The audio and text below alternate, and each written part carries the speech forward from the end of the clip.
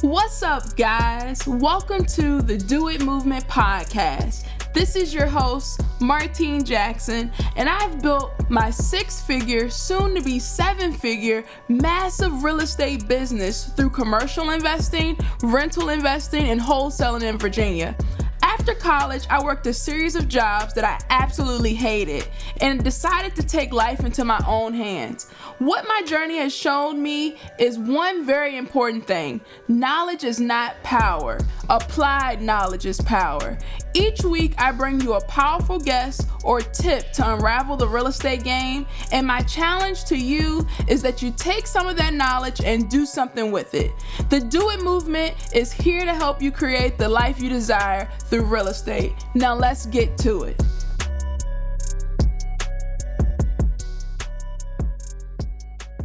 Hello, today Do It Movement listeners. This is your host, Martine Jackson. Today we got an episode for you. We have my good friend, Christina Snure, on the podcast. How are you doing today, Chris? I'm doing really good. How are you? I'm doing well. This is going to be a really good episode because the stuff that you help people with, that you talk about, is the stuff that we need the most.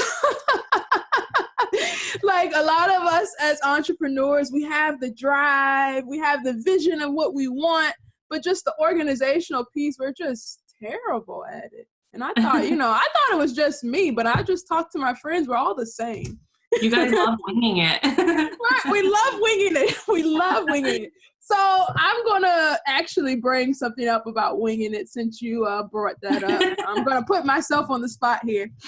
So before this podcast, I'm talking to Chris, and I'm like, hey, we're going to do a podcast. And just to let you guys know who Chris is the person that I hired to help me with my integration in my business.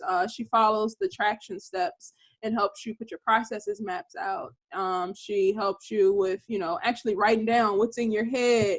She helps you turn your hustle into a business.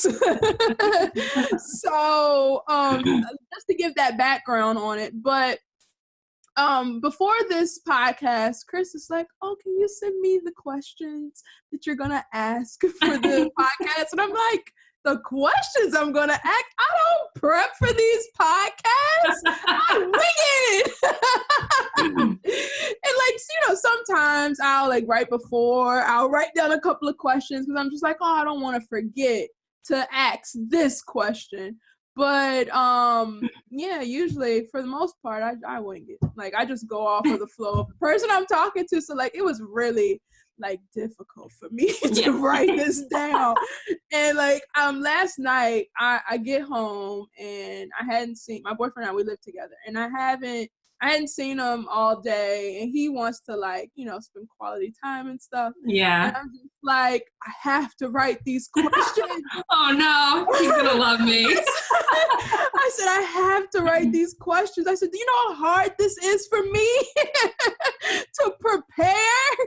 And he's like, okay, I'll let you get to it. But anyway, I just wanted to put that in the beginning because I felt like it was a funny story. And I'm an overachiever, like you said. This is gonna be an awesome podcast because, for one, we prepared. I was forced into preparing. And we should have at least the major questions that I think people would be interested in knowing about. But for the folks that don't know who you are, Chris, just, I guess, give a little introduction of yourself, a little bit of your background. How'd you get into doing what you're doing? And I don't know, you're just really gifted at it. So let's talk about that. So I, in 2015, my brother-in-law had a real estate company. It was just a construction company at the time. And he asked me to come and work for him. It started, small, just designing rehabs. Mm-hmm. And then it grew into a lot more. And basically we, probably a year and a half into it, adopted the EOS model into our business. And so we went from, a team of 3 to when I left, I think we had 38 employees. Oh, wow. And it wasn't just a construction company. We were buying and selling. We were flipping. We were creating rentals, turnkey properties for investors. And we had a property management company. We had a mastermind company. We had a team, a huge team, all working in different ways, but all synergistically coming together. Mm-hmm. So, and I was the integrator for that company. So it was so much fun to be a part of something so small and watch it grow, and grow in different ways with employees, with the quantity of work we were doing. So during that time, we always used EOS, which I think a lot of people are familiar with or have heard of. Right. It's just the entrepreneurial operating system. Mm-hmm. And I wholeheartedly believed it really works, and it helped us, hit our goals. Mm-hmm. Not every time, obviously, you learn from mistakes that you make, but then you improve. So it's a great operating system. So I left there at the end of 2018 and took a little time off for myself, and then got back into, I basically created my own consulting business in the aspects of helping people. Typically, they're either solo or a small team operating company, create systems and processes to create that efficiency they need to be, obviously, the goal being more profitable. Right. So that's kind of what I'm doing now. And let me tell you guys, she's phenomenal at it. Because like a lot of this stuff, especially like the process mapping, it takes hours to write. It's a lot of brain power. Right. And it's just like, oh man, I just want to quit. Can we just finish? And she's just like, no, you can quit when you're done. Right. That's when you can quit. Get it out now. You do not want to come back to it. Right. Because you don't want to do it anyway. Might as well get it over with. Right. And it'll be so much better when you do. You're right, because it's just, let's refer to our process map. This is how we do things. And then if we notice that we aren't doing things like that, let's adjust the process map to actually reflect what we're doing or how we want it to be done. So it's been a game changer. I still, I'm in my office right now, and I still have the process map right in front of me on the wall still. That was 3 months ago. And I still have a lot of the other ones over here. I love that. So, we're just living it around here. But one thing I really like about you, Chris, and I think I may have told you this before, is that like you come in and we could be totally like chaotic or like, my brain works like this. And you won't make people feel bad for not doing it in a more efficient way. Like, you're like, oh, well, we see you did it that way, but, this way's better. Let's try it this way. And I like that because, a lot of people, when they are gifted in an area, they try to make you feel really bad that you're just terrible at this area. So I'm appreciative. And my team still talks about you. And I told them that we were doing this podcast. So I'm sure all of them will be watching this and listening to this. Because they just love you. Your team is awesome. I was really impressed with your team. They love you. So this is gonna be good. So let's get into some of these questions that I have for you. Yes. So what are some of the things that you think a visionary that happens to be a business owner needs to realize? Typically, or most visionaries, they're starting out solo, so it's just them. Mm-hmm. And a lot of times when it's a one-man show, it's easy to what it's all in your head. Right. Where you're wanting to go, the results you're wanting to get, and then you also know the steps you got to take to get there, because you're doing it. Mm-hmm. When you're ready, though, to grow or scale your company, which happens naturally, Mm-hmm. that's when you got to know how to get that vision cascaded. You got to know how to get it out of your head and down on paper. Right. Because, you know, you're not going to grow without help. You can't do it all by yourself.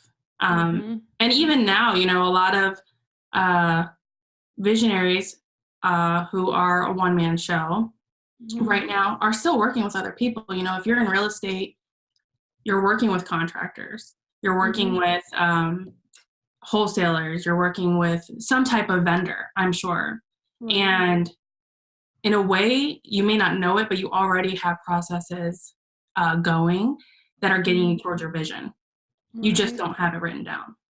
Once you bring on people on your team, it's so important to get that vision out there.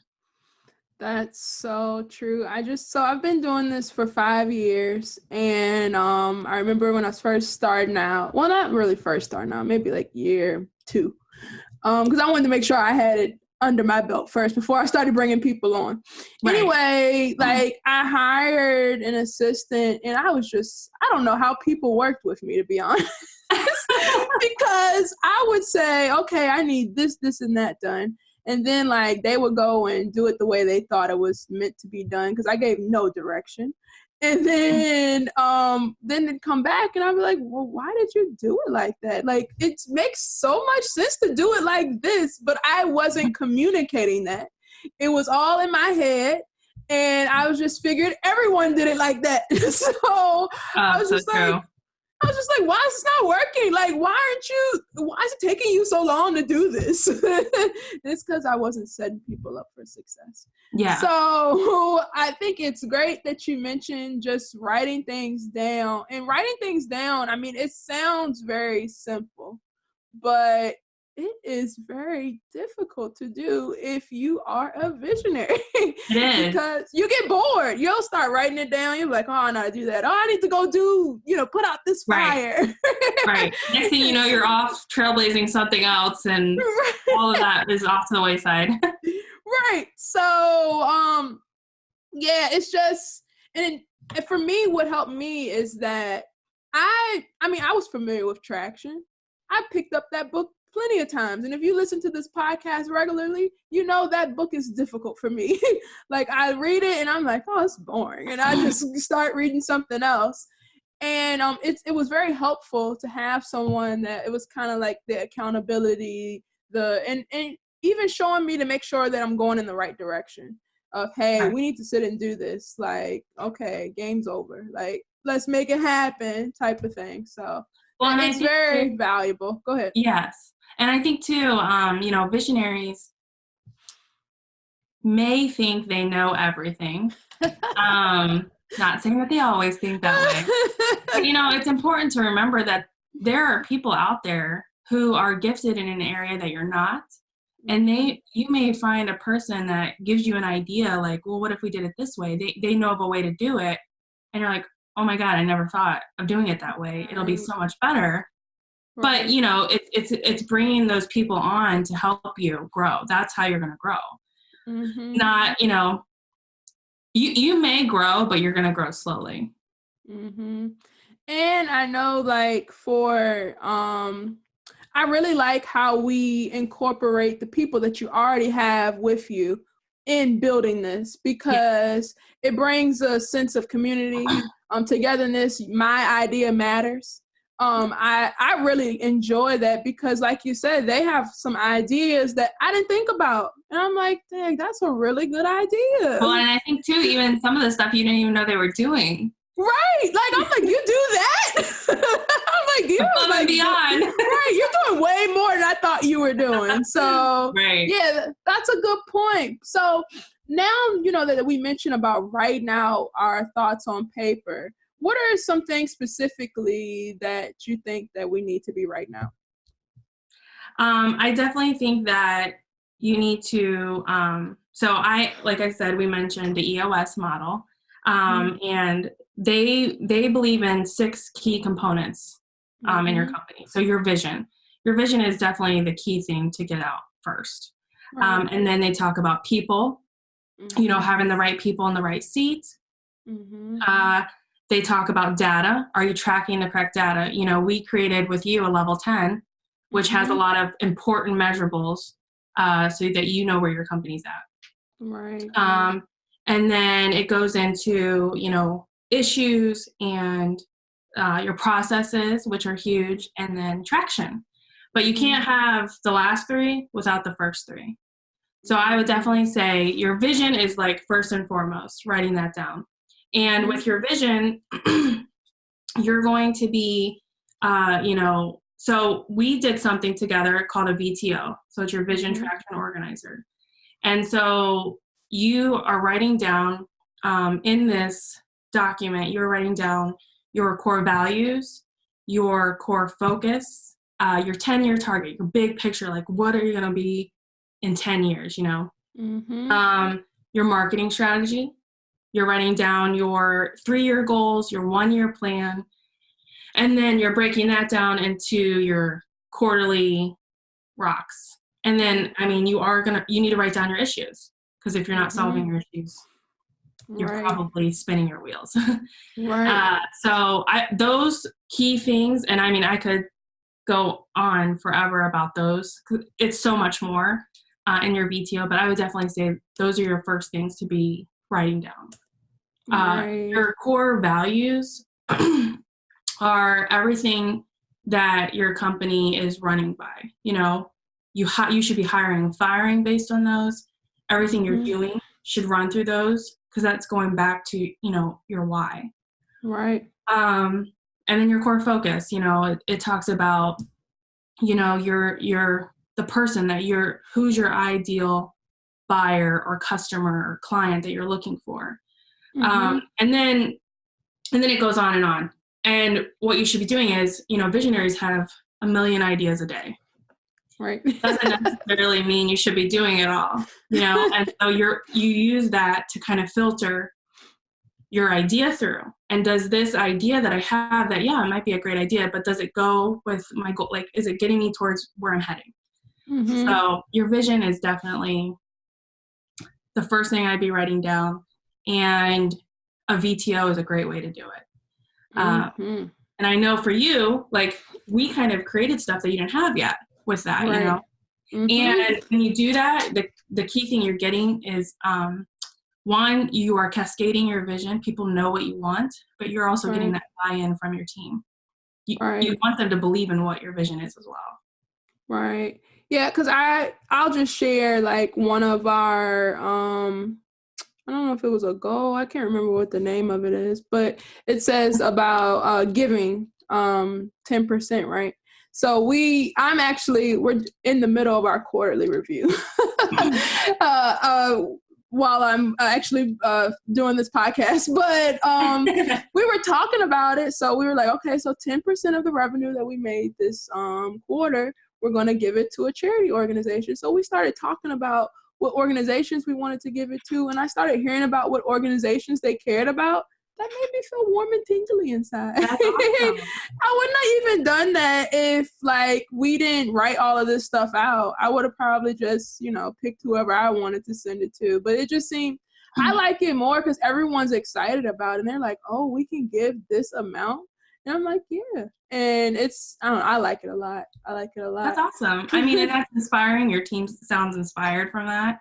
And then on top of that, you are, you're making it more than just about money. You know, a lot of times employees, they have a smaller world than you have, and they're not, they have big ideas, but sometimes their world only allows them to focus on little at a time. So to see something more than just this, my boss just wants to make money. You know, they see a passion behind the person they're following, and I think that helps teams so much.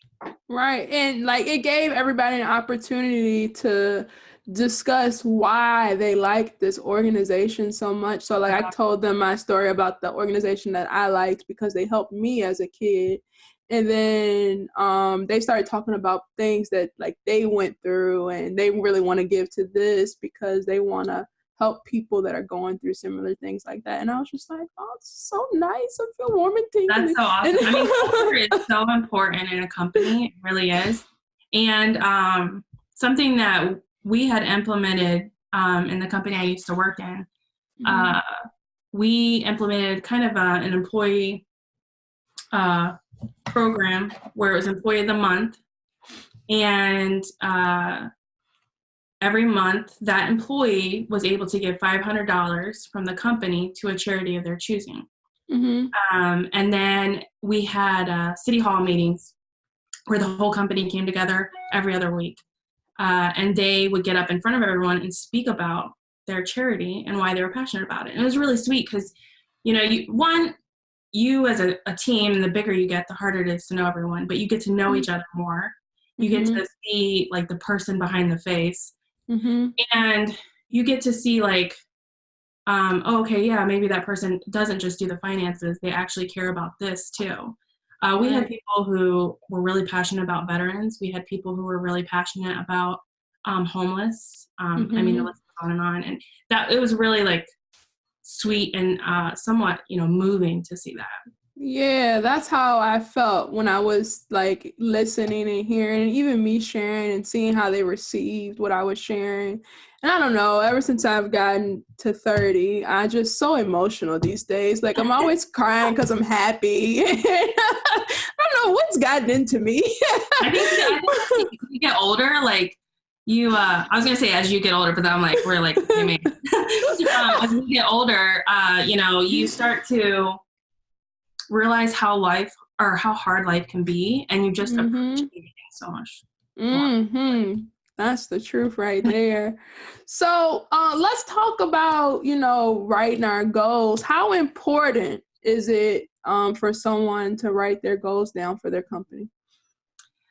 Well, one, I think it's important for yourself. If you are, like I said, solo, if it's just you right now, writing down, getting it out on paper, you may think you know it all, but when you actually take the time to write it down, you might actually surprise yourself. You're like, oh my gosh, I'm wanting to do all this. Or, you know, I was, January 1st, I was writing down my 2020 goals and working on, you know, what I want for the year.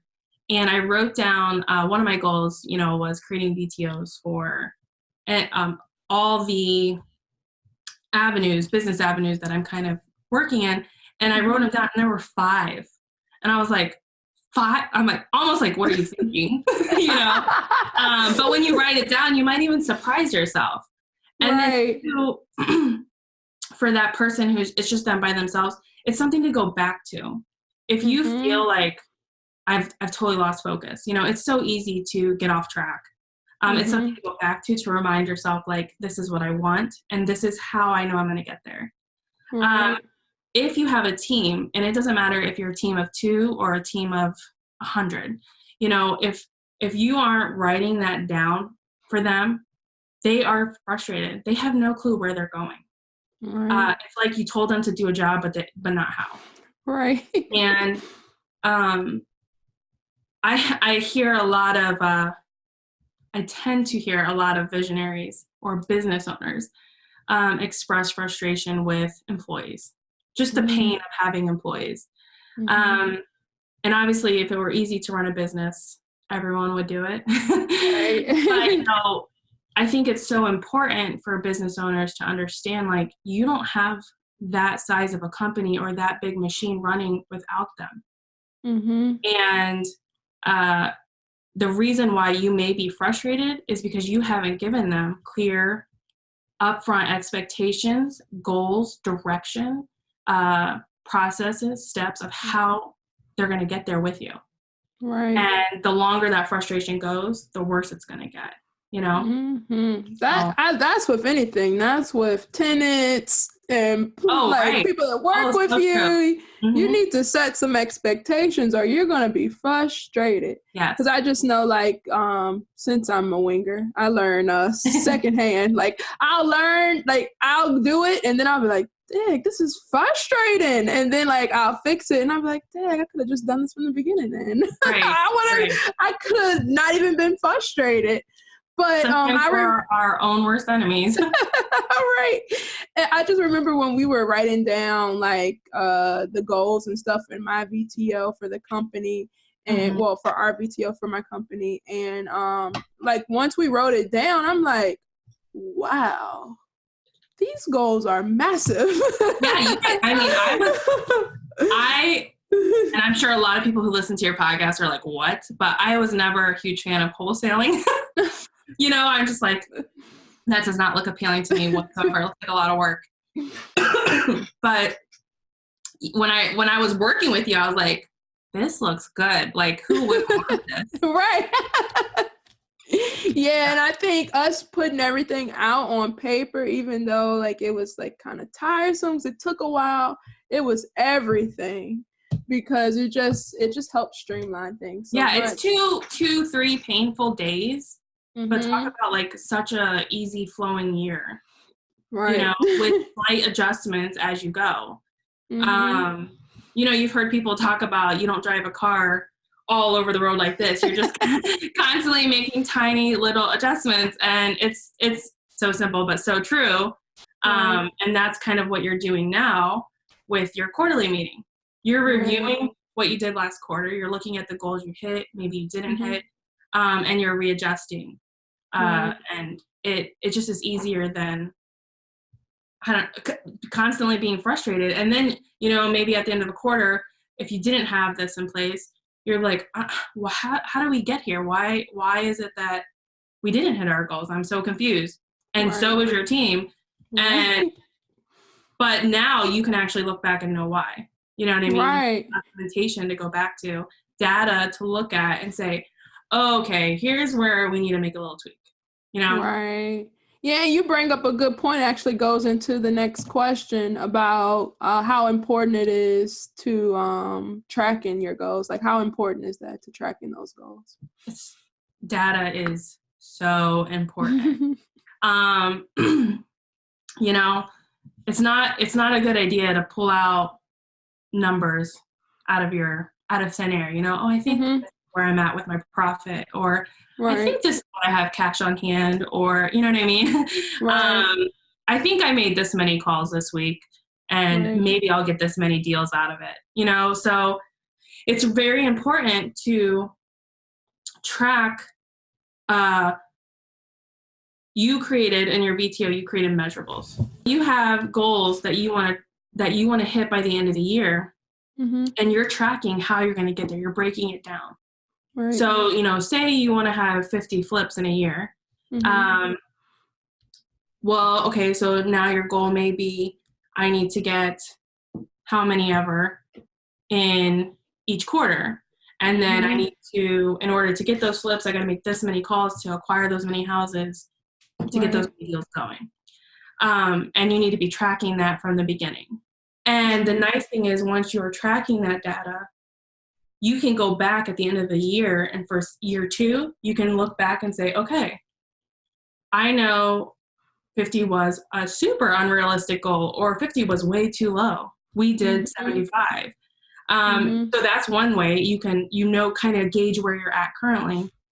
And then you can also look at pain points. You can look at shifts in the market and see where you need to adjust or change to like hit your new goals. And a really good way to track that is, your level 10. That scorecard is everything. Scorecard. Yeah, your level 10 meeting scorecard is huge. It can be painful to look at sometimes because it's a reminder of maybe where things are struggling. But if you don't keep it in your face, it's easy to pretend everything's okay. We're doing great, Right. You got to face those issues. So the scorecard is, typically 5, I think, to 15, they say, important measurables in your company. And that can vary for all companies. It might be how many calls you made, how many leads you have coming in, your profit, your cash on hand. If you are borrowing money, how much money are you borrowing? How many loans are out? How many loans do you need to get? You might have deals coming through the pipeline you need to get loans in. And it's a really good way to just have an overview snapshot of where your company is as a whole. And you can see, we kind of color code it: red meaning you're not hitting your goals, and green meaning you are. And that way you can kind of see, okay, here maybe there's an issue and you need to look into that. And then here, okay, we're doing great. And also with that, you're kind of typically you have people responsible for those numbers. You spread them out. Every person on your team should have a number that they're responsible for. Right. Which I think is a huge part of team building. Everyone is pulling together to hit the same goals. So, having that person that is responsible for hitting those goals, and then when you're not hitting those goals, being able to look back and see why. And then if you are hitting those goals, or say you're surpassing them, well, hey, maybe you could adjust and raise those goals. So, the biggest thing that I like the scorecard for is because it really helps us measure like where we are, where's the consistency in things. For instance, like we'll have how many people we reached out to, and then out of that amount of people, we got this amount of leads. And you can notice consistency within the weeks. Like, okay, well, we're noticing that you get this amount of leads. And because of that consistency, it helps me to look at it and say, okay, well, if this is, normal, this is if you send out this amount and, you're going to get this amount of leads, and our goal is here, we need to maybe hire one more person in this area. Yeah. Or maybe we need to, it helps you structure where you need someone else.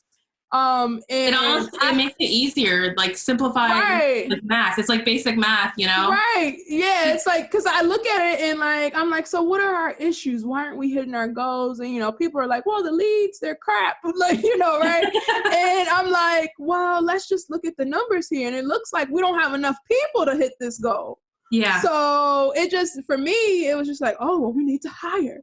And I don't know. I like it so much. Like, it was difficult, as you said, the 2-3 days that we were working on it, that was like, oh, this is hell. Oh, it works your brain for sure. But once you have it down, the gold is here, because it just makes things so much easier. Yes, it does. And I know you were mentioning, like, you got to keep going until this is done. And I think for me, it's because I've seen it work in different companies, and I've obviously worked with it a lot. I know what your outcome is on the other end. So I want you to get there, I'm like, you got this. Right. It's like having your own personal trainer just right there, coaching you along the way. You can do 5 more. Come on. Right. So I know you help a lot of business owners. So what's the most common thing that you see that business owners need help with? I think that I would say there's probably 2 things. One is being able to let go. We tend to have a mentality of, and I do this too, mostly because I am process driven and I have my process. But I think, you know what, I'm just going to do it because I know I'll do it right. Right. But you limit yourself. You can only handle so much. You're only one person. And so being able to let go, setting someone up to take over a portion of what you do and giving them ownership in it. So you got to back that person and lift them up, saying, I know you can do this. You got this. This is all on you. And I'm here to support you. Right. And being able to trust that person to do it. Now, obviously you got to do it with the right person, but there are those people that exist. And, we talk a lot about, visionaries and integrators.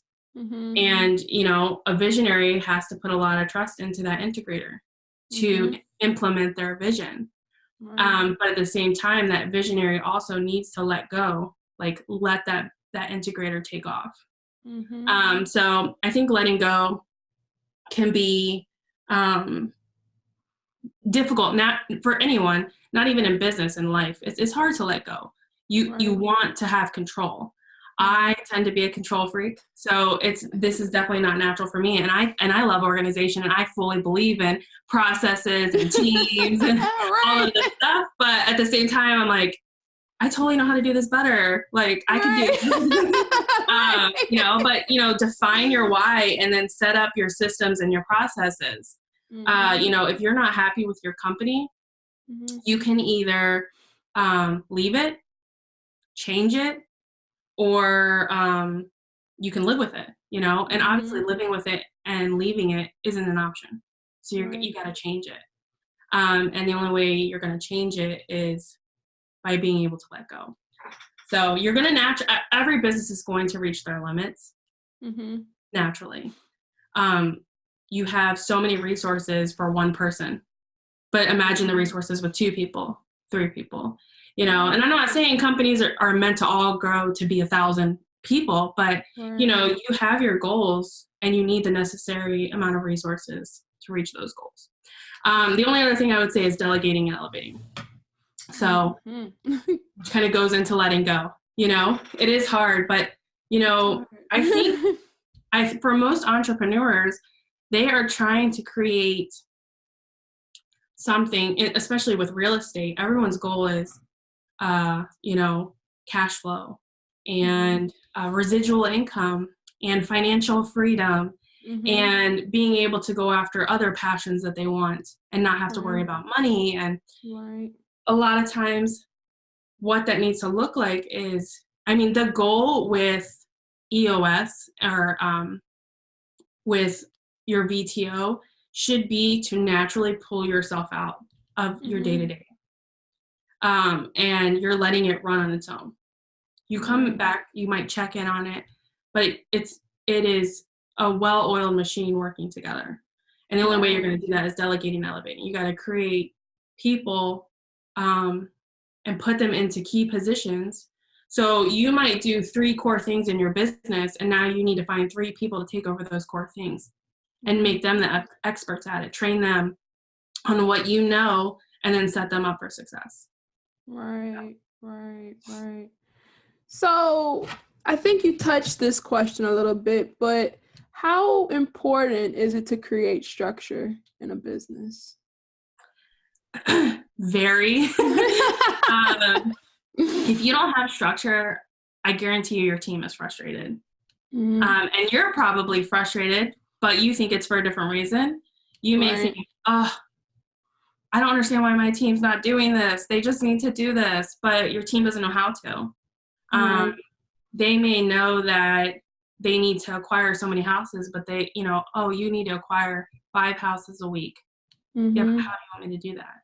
But typically visionaries are running 1,000,000 miles a minute, and they don't got time to tell you how. Figure it out. I laugh because this is so true. Right. You're basically asking them to do a job that you haven't told them how to do it. So structure is going to help with that tremendously. You're going to create something that EOS has is accountability charts. Who's responsible for what? What are their key duties? Sometimes frustration happens because I'm not going to take care of that problem because that's not on me, but I don't know who it's on. And then we got this big issue floating around that no one's taking responsibility for because no one knows who's responsible for it. So creating that structure of, okay, maybe you do have that visionary, that integrator. Now who's over operations? Who's over finance? Who's over marketing and sales? So these are all, structure is the kind of like the foundation of how your business starts. When you're by yourself, I guarantee you're all over the place if you don't have structure for yourself. Set aside business. When you wake up in the morning, you have some type of structure in place. You're going to get up out of bed. You're going to go brush your teeth. You might go start coffee. You might sit down to read this book. You might go shower. You might go to the gym. That's all structure. And you're doing it. But say, okay, now all your morning routine's done that you always do. Now it's time to work on the business. and you're like, okay, I'm going to sit down and I'm going to, make this many calls. And then someone calls you about a problem at a job. Well, shoot, now I need to handle that. Now you're like, next thing you know, you're like all over the place. Right. And next thing you know, oh my gosh, I just drove by this house that I should go see if that's for sale. I'm going to go see if I can buy it, whatever. Right. and then when you're done with the end of your day, you haven't even done any of the tasks that you actually set out to do. Right. So having that structure just for yourself, have you, I don't know if you've heard of time blocking? It's very, very popular, or I know of people who have, if you call them and you get their voicemail, which is intentional usually, they tell you, please leave me a voicemail with whatever information, and I will call you back between 2 and 4 when I return all my calls. So that way you're not sitting and constantly answering your phone. I read about that in a book. I think it's the 5 levels of communication. I think so. I know I've read that book, but it's been a minute. Yeah, I think it was in the 5 levels of communication. Says like avoid all the distractions because you're going to be more productive. But go ahead. Another issue reminded me of that. If it's not your phone, it's your email. People's emails are constantly being bombarded with issues. Preaching to me.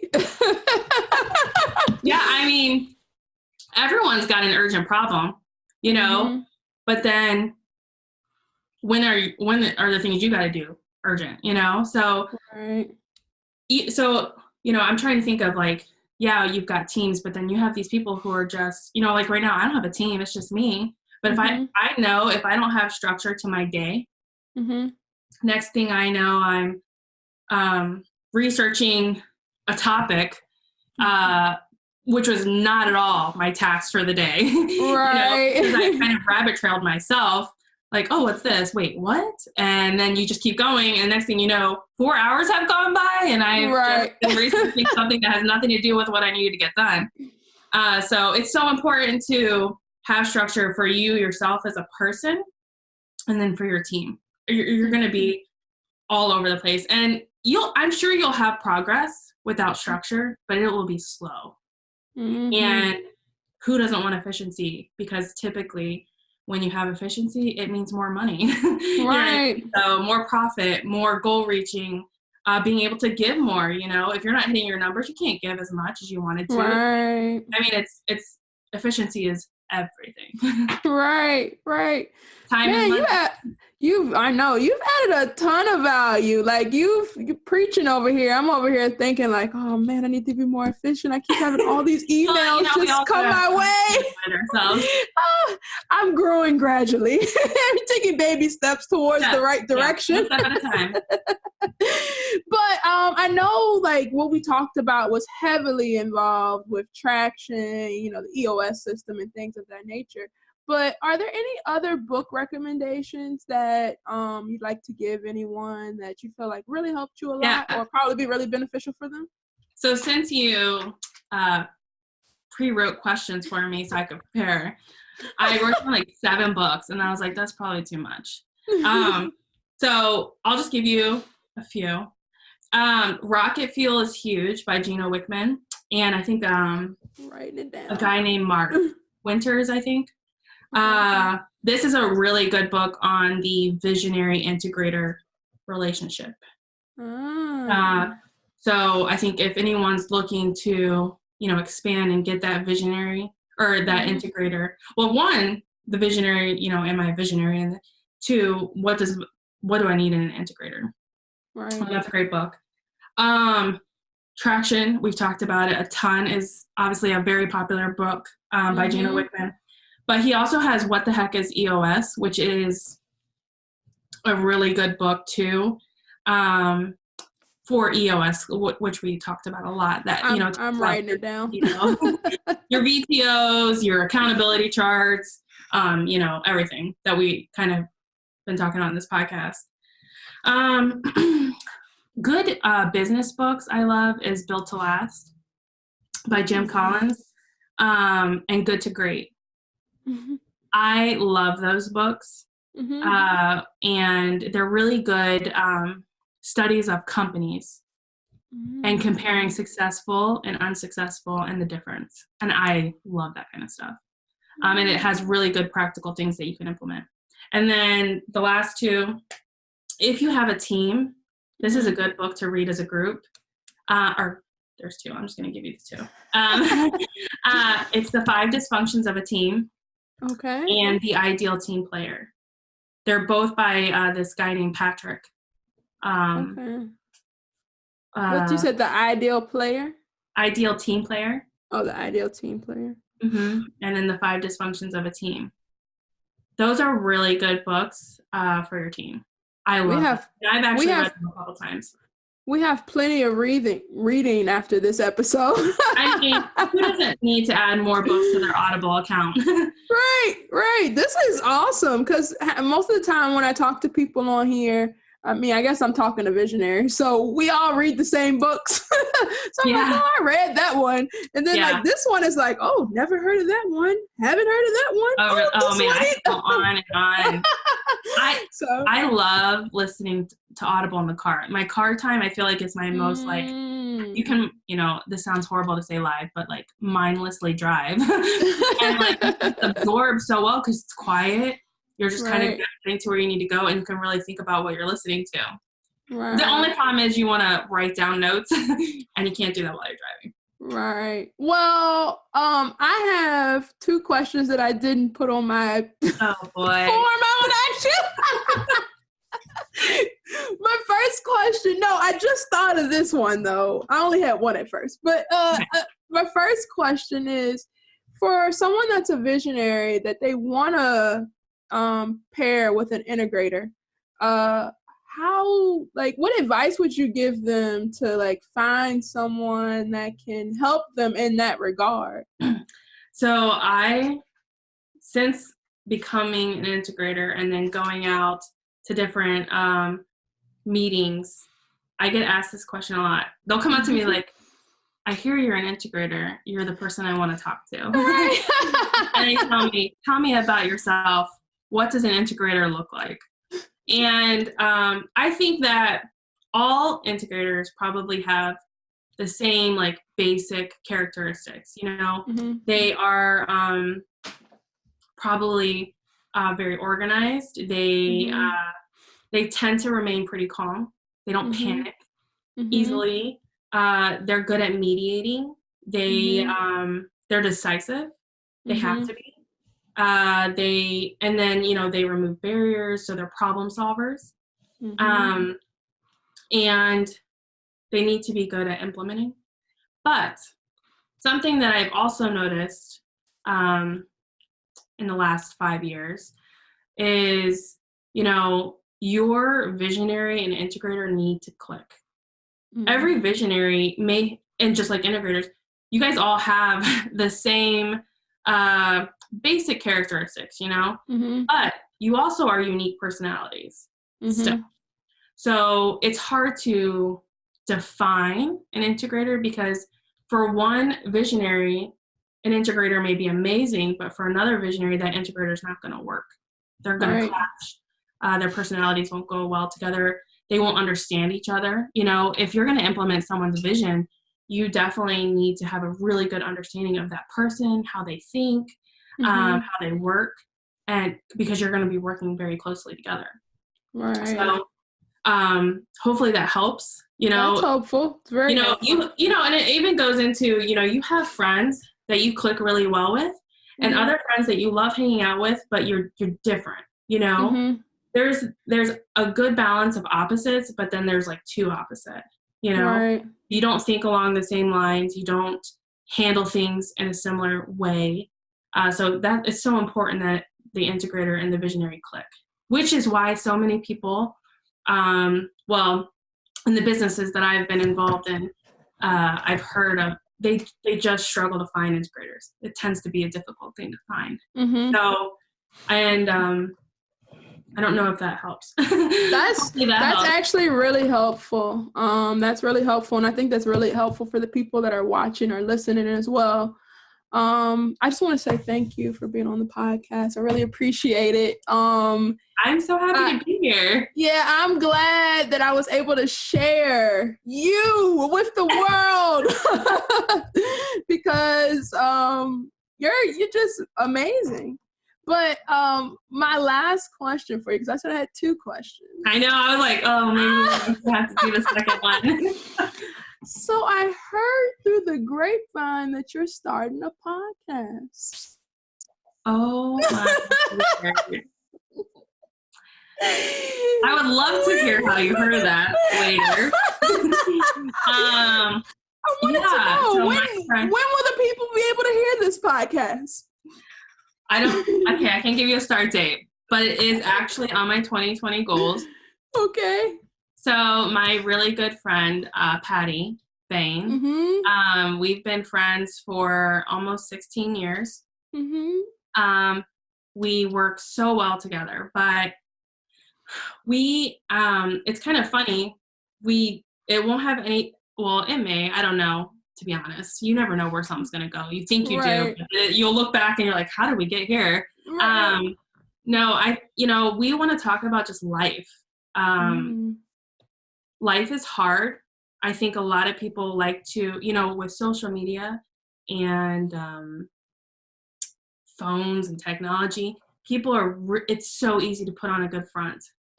And when people are really struggling, and I love helping people, and I don't know, it feeds my soul to be able to help someone.